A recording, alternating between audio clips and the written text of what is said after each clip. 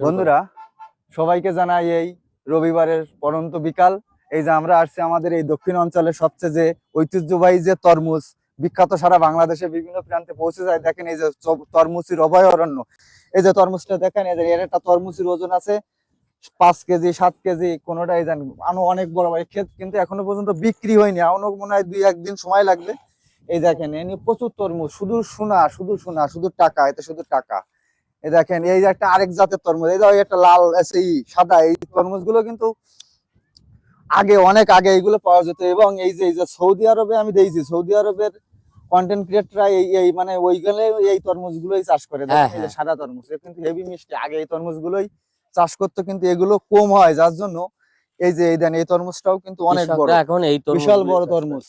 আমাদের এই দক্ষিণ অঞ্চলের সব থেকে যে প্রত্যেক বাড়ি বাড়ি যার জমি আছে সেই কিন্তু তরমুজ ক্ষেত করে। অনেক সময় লস হয়, আবার এবছর কিন্তু হয়তো লাভ হতে পারে। আপনি কিছু করেন এই ক্ষেত সম্পর্কে?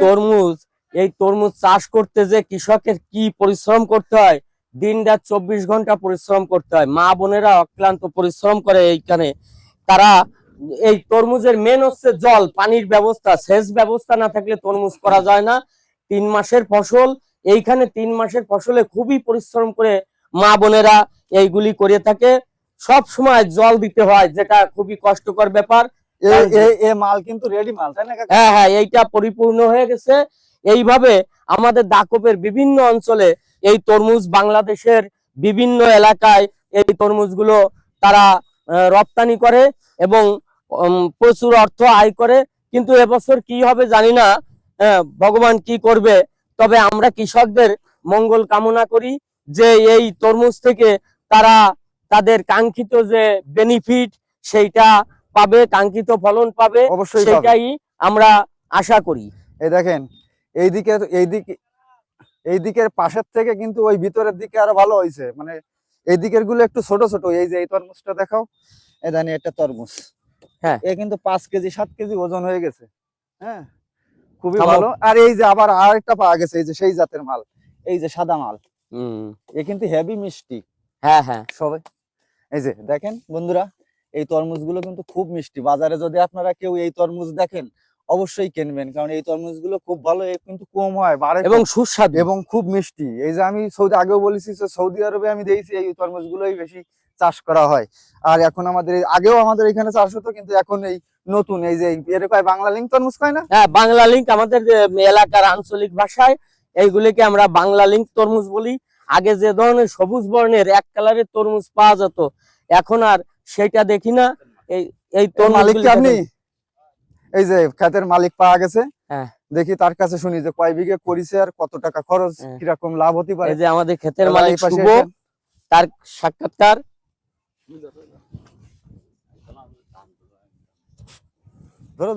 এই কয় মাস এই তরমুজের বয়স হলো এবং এর বর্তমান অবস্থা কি? এর বয়স 70 দিন। 70 দিন। 70 দিনে আর কতদিন লাগবে আপনার এই বাজার বিক্রি হয়ে গেছে? কতটাই বিক্রি করেছেন? 2,97,000। 2,97,000 টাকা। কয় বিঘে? 3 বিঘা। 3 বিঘা। আপনার খরচ হয়েছিল কেমন? 1,70,000। 1,70,000, 2 লাখ কত বিক্রি করলেন? 97। যাও ভালো বিক্রি করেছেন। তো আপনার তো কম হয়েছে মনে আছে, কম বাজার দাম কম। আবহাওয়া খারাপ তো এই কারণে। এ কি খাওয়ার উপযুক্ত হয়ে গেছে দাদা? হ্যাঁ, অরিজিনালি সত্যি খাওয়ার উপযুক্ত হয়ে গেছে। দেখেন বন্ধুরা, আমাদের এই এলাকায়, আমাদের এই যে এই দক্ষিণ এলাকায় কিন্তু লবণ এলাকা, তারপরেও কিন্তু এই ফল কিন্তু মিষ্টি এলাকার ফল, তারপরেও এই লবণ এলাকায় এই যে এত সুন্দর। আর আমাদের এই দক্ষিণ অঞ্চলের তরমুজ বাংলাদেশের সবচেয়ে বিখ্যাত তরমুজ, মানে যা প্রত্যেক দেশের প্রতিটি প্রান্তরে পৌঁছে যায় এই তরমুজ। এবং মানুষ সবচেয়ে দাম দিয়ে, বেশি দাম দিয়ে। আগে কিন্তু কুয়াকাটার তরমুজ, বরিশালের তরমুজ কিন্তু অ্যাভেলেবেল বাজারে আছে, কিন্তু বাজারে গরুতেও খায় না। এখন আমাদের এই তরমুজ কিন্তু খুবই সুস্বাদু এবং দামে বিক্রি করে। আবহাওয়াজনিত কারণে এবং রোজা আগে, মানে আগে রোজা হয়ে গেছে, যার জন্য রোজার সময় বেশি বিক্রি হতো এই তরমুজ গুলো। থাকবে কি আছে?